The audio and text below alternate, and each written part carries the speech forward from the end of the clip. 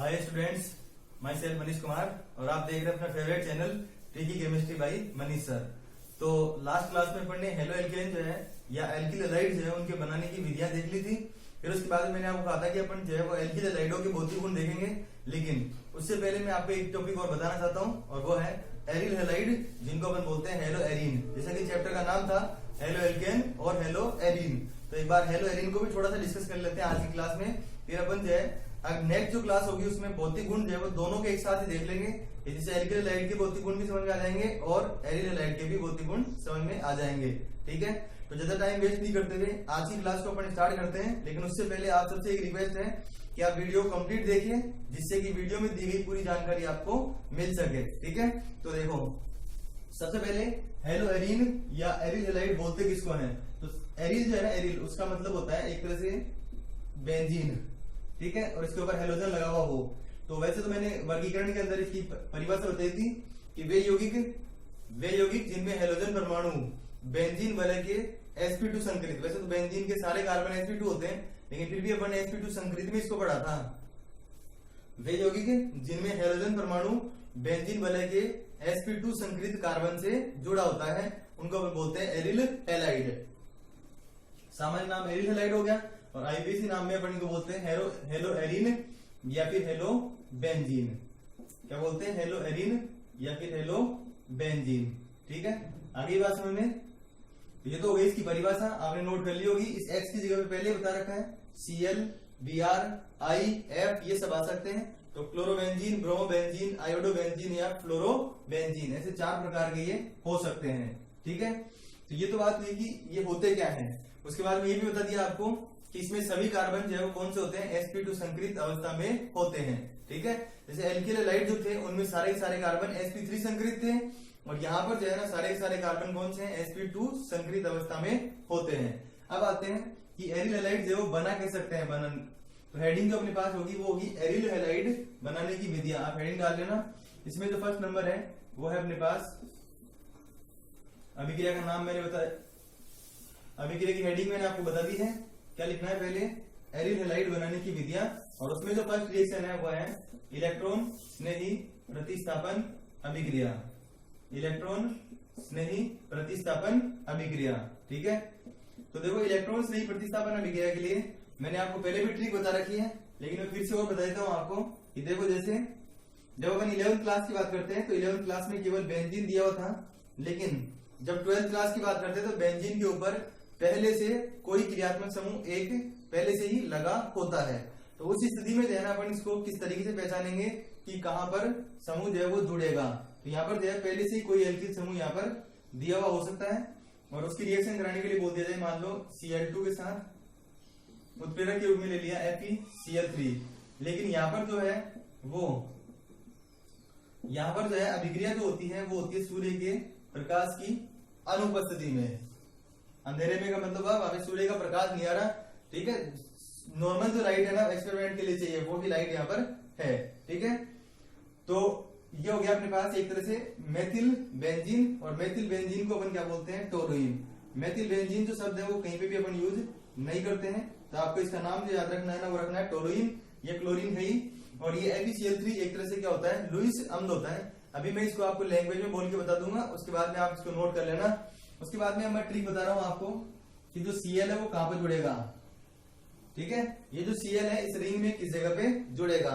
तो ट्रिक जो है वो है कि ये जो समूह है ना ऊपर, ये ऊपर वाला समूह अगर इसको देखें, अगर इसमें सिंगल बॉन्ड हो मतलब क्या हो, एकल बंध हो, जो कि आपको दिखाई दे रहे होंगे।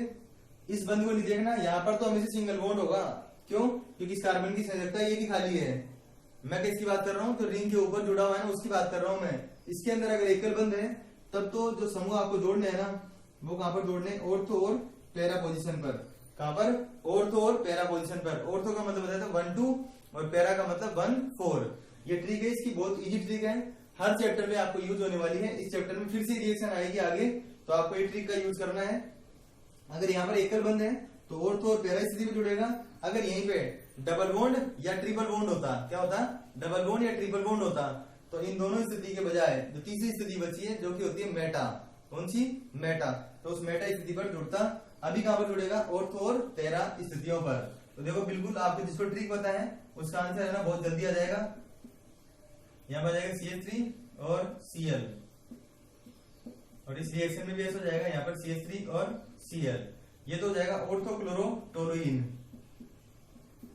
क्या हो जाएगा, ऑर्थोक्लोरोटोलुइन। और इसी प्रकार ये जो है ना ये हो जाएगा पैराक्लोरोटोलुइन। ठीक है। अब अगर आपसे सिखा दे कि इन दोनों में से जब भी दो उत्पाद बनते हैं तो हमेशा अपन इसे कहते हैं कि एक उत्पाद कोई ना कोई सा इसके अंदर मुख्य होगा। ठीक है। तो यहाँ पर जो मुख्य उत्पाद है वो ये है। अगर इसका कारण पूछे आपसे कि मुख्य उत्पाद ये क्यों है, इसका कारण पूछा जाए आपसे, तो देखो इसका जो कारण है वो है कि जो पैरा जो होता है ना, पैरा वो क्या होता है, सम्मित होता है, सम्मित। और सम्मित होने की वजह से इसमें जो ऑर्थो है ना उसकी तुलना में आकर्षण बल जो है वो थोड़े क्या होते हैं, प्रबल होते हैं। ठीक है। तो यहाँ पर चीज समझ में आ गया आपको। ये आंसर कैसे है, अब इस रिएक्शन को लिखेंगे कैसे वो मैं बता रहा हूँ, आप नोट कर लेना इसको। जब टोलुइन से करवा रहे हैं तो टोलुइन से ही मैं लैंग्वेज लिखवा देता हूँ आपको। बाकी टोलुइन की जगह पे और कोई सा कर सकते हैं, यहाँ पे एथिल आता तो भी कोई फर्क नहीं पड़ता, और कोई समूह आता तो भी कोई फर्क नहीं पड़ता। ठीक है। एल्किल समूह से मतलब है, तो जब टोलुइन की अभिक्रिया क्लोरीन के साथ, जब टोलुइन की अभिक्रिया क्लोरीन के साथ लुईस अम्लों जैसे FeCl3, AlCl3, FeBr3 इस तरीके से लुईस अम्ल होते हैं। जब टोलुइन की अभिक्रिया क्लोरीन के साथ, और कोई सा हाइड्रोजन भी आ सकता है, क्लोरीन के साथ लुईस अम्लों जैसे FeCl3, AlCl3 की उपस्थिति में अंधेरे में कराई जाती है या प्रकाश की अनुपस्थिति में कराई जाती है, तो ऑर्थो और पैराक्लोरोटोलुइन का मिश्रण प्राप्त होता है। ऑर्थो और पैराक्लोरोटोलुइन का मिश्रण प्राप्त होता है। ठीक है। तो इस तरीके से आप इस रिएक्शन को लिख सकते हैं। फिर उसके बाद में अंत में आप ऐसे लिख सकते हैं कि जो पैराक्लोरोटोलुइन है वो इस अभिक्रिया का मुख्य उत्पाद होता है, क्योंकि ये क्या होता है, सम्मित होता है। ठीक है। तो आपको ये फर्स्ट रिएक्शन समझ में आ गई होगी। अब अपन आते हैं सेकंड रिएक्शन पे। इन ट्रिक्स है ना उनको आप याद रखिए, जिससे कि आपको जो केमिस्ट्री है वो आसान लगने लग जाएगी, जो कि मैंने आपसे प्रोमिस किया था पहले भी। तो आप इसी तरीके से चैनल के साथ बने रहिए, और जो भी स्टूडेंट आपके कांटेक्ट में है उनको आप जो है ये वीडियोस के बारे में बताइए, जिनसे कि वो भी इसका बेनिफिट उठा सके। ठीक है। तो नेक्स्ट जो रिएक्शन अपने पास है वो है बेंजीन। सेकंड रिएक्शन जो है वो है बेंजीन डाइएजोनियम, बेंजीन डाइएजोनियम हैलाइडो से। तो सबसे पहले ये देखना है कि बेंजीन डाइएजोनियम हैलाइड होते क्या हैं। तो बेंजीन के लिए तो पता ही है पहले से कि रिंग जो है वो आ जाए। उसके बाद में देखो यहाँ पे लिखा हुआ है डाइएजो। डाई का मतलब होता है दो। क्या होता है डाई का मतलब दो, और एजोनियम ईएम लगा हुआ है, इसका मतलब इसके ऊपर कौन सा होगा, प्लस। तो N2 और प्लस। हैलाइड जो उसका मतलब क्या हो गया यहाँ पर X माइनस। तो इसको है ना, इसको बोलते हैं बेंजीन डाइएजोनियम हैलाइड। ठीक है। अब ये जो बेंजीन डाइएजोनियम हैलाइड है उससे अपन जो है वो किस प्रकार से जो है हेलो एलिन बना सकते हैं। तो उसके लिए करना कुछ भी नहीं है, अलग अलग तरीके से इसकी रिएक्शन दे रखी है। एमीन वाले चैप्टर में भी रिएक्शंस आएंगी, इसलिए मैं एक बार सम्मिलित रूप में ही आपको ये रिएक्शन बता देता हूं। ठीक है। तो सबसे पहले वाली जो रिएक्शन है उसमें HCl और Cu2 Cl2। सेकंड जो रिएक्शन है उसमें HBr Cu2 Br2। ठीक है। और थर्ड जो रिएक्शन है उसके अंदर फिर से HCl और यहाँ पर उत्प्रेरक के रूप में Cu, और लास्ट जो रिएक्शन है उसमें HBr और Cu। अब देखो यहाँ पर जो क्रिया कारक है HCl HBr HCl HBr ये कॉमन है। फर्क किस चीज का है, यहाँ पर उत्प्रेरक का फर्क है। ठीक है। और उत्प्रेरक का फर्क होने पर केवल अभिक्रिया के नाम पे फर्क पड़ेगा। अब देखो इसमें रिएक्शन कैसे होगी। ये जो H है इस पे प्लस है, इस पे माइनस है। H प्लस इसके साथ जुड़ जाएगा X माइनस के साथ, और ये जो N2 है वो गैस के रूप में निकल जाएगा। तो इसके ऊपर कौन जुड़ जाएगा, यहाँ पर Cl। कौन जुड़ जाएगा, Cl। तो Cl N2 प्लस HCl। इसके लिए बोलेंगे तो Cl इसके अंदर है नहीं, इसमें कौन है, Br। तो यहाँ पर क्या जाएगा, Br, और वही N2, लेकिन HCl के बजाय अब की बार HCl नहीं HX आ जाएगा। X जुड़ा हुआ यहाँ पर, अगर Cl होता तो Cl आता। इस रिएक्शन में बिल्कुल सेम टू सेम उत्पाद बनेगा। ये Cl है इसके अंदर, तो यहाँ पर आ जाएगा Cl, वही N2 और वही HX। और लास्ट वाली रिएक्शन में यहाँ पर क्या है, Br। तो Br है तो Br N2 और HX। वैसे नाइट्रोजन गैस है, तो आप अगर चाहो तो इसके आगे इस तरीके से एरो भी लगा सकते हो। बाकी अगर नहीं भी लगाएंगे तो कोई फर्क नहीं पड़ता, क्योंकि साइड प्रोडक्ट का इतना योगदान नहीं है। अब जिस अभिक्रिया में अपन ने क्यूप्रस हैलाइड जैसे क्यूप्रस क्लोराइड और क्यूप्रस ब्रोमाइड ले रखा है ना, उन अभिक्रियाओं के जो नाम होते हैं, इन दो अभिक्रियाओं का नाम अलग है और अभिक्रिया का जो नाम है वो है सेंड मेयर। तो अगर आपसे अभिक्रिया के लिए पूछ ले सेंड मेयर अभिक्रिया लिखो, तो सेंड मेयर अभिक्रिया में आप इनमें से पहली और दूसरी में से कोई भी एक रिएक्शन लिख सकते हैं और इन दोनों अभिक्रियाओं को बोलते हैं गाटरमान अभिक्रिया। इन दोनों अभिक्रियाओं को बोलते हैं गाटरमान अभिक्रिया। ठीक है, तो देखो दोनों अभिक्रियाओं में किस चीज का अंतर है, केवल जो उत्पाद आ रहा है ना वो तो सब समान है, केवल उत्प्रेरक का अंतर है, उत्प्रेरक का। तो उत्प्रेरक के आधार पर अभिक्रिया के नाम में क्या हो रहा है, परिवर्तन हो रहा है। तो जब बेंजीन डाइजोनियम हैलाइडो की अभिक्रिया HCl या HBr के साथ क्यूप्रस क्लोराइड या क्यूप्रस ब्रोमाइड की उपस्थिति में कराई जाती है तो क्लोरो और ब्रोमोबेंजीन बनते हैं। अगर क्यूप्रस हैलाइड ले रखा है उसमें हैलाइड की जगह पे क्लोराइड और HCl ले रखा है तो क्लोरोबेंजीन, ब्रोमाइड और HBr ले रखा है तो ब्रोमोबेंजीन। और इसी प्रकार इसके अंदर है कि इसमें क्लोरो और ब्रोमोबेंजीन इस तरीके से बना सकते हैं। ठीक है, बाकी आप एक्स्ट्रा अगर याद रखना चाहो कि ये कहां से प्राप्त हुआ, तो इसको प्राप्त करने के लिए अपन इसकी रिएक्शन कराते हैं एनिलीन के साथ।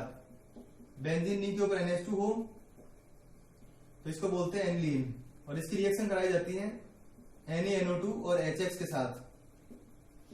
ये एक्स्ट्रा बता रहा हूं आपको कि ये कहां से प्राप्त हुआ। वैसे यहाँ पर इसकी रिक्वायरमेंट नहीं है, आप ये जरूर याद रख सकते हैं बस कि एनिलीन की इन दोनों से रिएक्शन कराने पर ये प्राप्त होता है। अभी अपन को जरूरत किसकी है, इसकी। इससे अपन जो है इस तरीके से क्लोरो और ब्रोमोबेंजीन बना सकते हैं। अब आपके दिमाग में चल रहा होगा कि सर क्लोरो और ब्रोमोबेंजीन तो बन गया, बाकी जो होते हैं हेलोजन F और I वो कैसे बन सकते होंगे। तो उनके लिए तो बहुत आसान सी रिएक्शन है, इसको आपने नोट कर लिया होगा। नेक्स्ट रिएक्शन को समझने की कोशिश करते हैं। देखो बेंजीन जो होता है, बेंजीन उसको बेंजीन के रूप में लिखते हैं तब तो C6H6 होता है, लेकिन जैसे ही अपन इस रिएक्शन जगह खाली कर देते हैं तो वो क्या हो जाता है C6H5। तो मैं अब इसको थोड़ा अलग तरीके से लिख रहा हूं और इस पे आप स्टार लगा के अलग से लिख लेना, कोई अलग से नाम नहीं है इसका। C6H5N2 प्लस और X माइनस, ये अपने पास हो गया बेंजीन डाइजोनियम हैलाइड। तो रिंग के साथ लिख सकते हो, वैसे भी लिख सकते हो। रिएक्शन करवानी है इसकी KI के साथ और ये होता है एक्वस। एक्वस का मतलब होता है जलीय। कैसा होता है, जलीय। ठीक है, अब देखो K के ऊपर प्लस चार्ज, I के ऊपर माइनस, तो ये K किससे जुड़ जाएगा, X के साथ। और N2 पहले हट ही रहा था, तो अगर आयोडोबेंजीन बनाना है तब तो बहुत आसान तरीका है, C6H5I प्लस N2 और KX। ठीक है, क्या हो जाएगा ये आयोडोबेंजीन, क्या हो जाएगा आयोडोबेंजीन। ठीक है, अब एक लास्ट रिएक्शन और है, वैसे वो इस चैप्टर में दे नहीं रखी, अगले चैप्टर में दे रखी है, लेकिन इसी के साथ अपन पता लगा लेते हैं उसका भी कि अगर बेंजीन डाइजोनियम हैलाइड की रिएक्शन कराई जाए HBF4 के साथ, HBF4 के साथ इसकी रिएक्शन कराई जाए तो आपको यहाँ पे नजर भी आ गया, इसके अंदर F है तो यहाँ पर रिंग के साथ कौन जुड़ जाएगा, F। तो C6H5F। ठीक है, F यहाँ पे जुड़ गया, इसके साथ कौन जुड़ेगा, वही H के ऊपर प्लस चार्ज है तो ये हो गया HX। N2 के रूप में चली जाएगा, N2 HX। और बोरोन के साथ अब कितने फ्लोरीन बचे हैं, 3 फ्लोरीन बच गए, और 4 फ्लोरीन में से एक यहाँ पर आ गया, 3 फ्लोरीन इसके पास बच गए, तो ये हो गया। इसको क्या बोलेंगे, इसमें F आ गया इसलिए इसको बोलेंगे फ्लोरोबेंजीन। तो इस प्रकार से बेंजीन डाइजोनियम हैलाइड जो होते हैं उनसे अपन चारों प्रकार के जो बेंजीन के उत्पन्न होते हैं उनको प्राप्त कर सकते हैं। क्लोरोबेंजीन और ब्रोमोबेंजीन बनाना है तो सेंडमेयर और गाटरमान अभिक्रिया द्वारा, आयोडोबेंजीन बनाना है तो जलीय KI के साथ, एक्वस KI के साथ प्रतिस्थापन अभिक्रिया होगी, सामान्य आयोडोबेंजीन बन जाएगा। और एक ये जो अभिक्रिया है इसके द्वारा, इसको फ्लोरोबोरिक अम्ल बोलते हैं, इसके द्वारा इसकी रिएक्शन से क्या बना सकते हैं, फ्लोरोबेंजीन बना सकते हैं। इस रिएक्शन का भी नाम आप याद रखना चाहो तो ये भी एक नेम रिएक्शन है जिसको बोलते हैं बाल्ज-सीमान,